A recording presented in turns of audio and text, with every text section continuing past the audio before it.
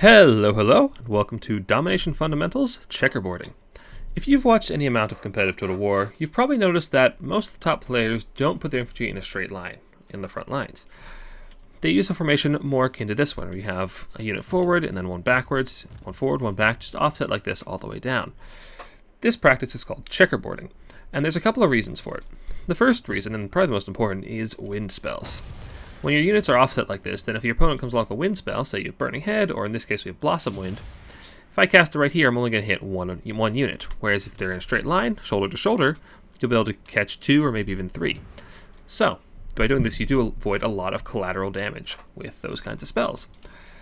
Another reason is that when your front lines collide with your opponent's front line, having your lines offset like this actually gives you a little bit more time to micro your infantry and get your charges off. When front lines collide, it's very important to actually get those charges and apply whatever meager charge mounts your infantry have to get that little advantage in the front line fight.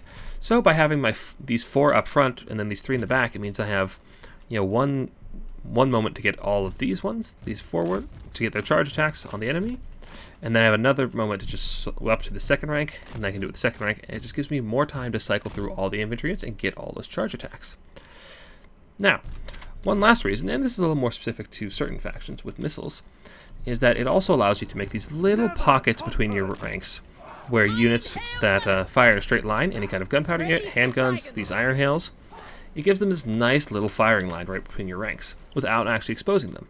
So when your opponent's infantry are just waltzing up to your front line, you can just unleash a whole volley of iron hail fire, and then if your opponent tries to push through the gap, you just move this guy up to close the gap, and your iron hails are perfectly safe.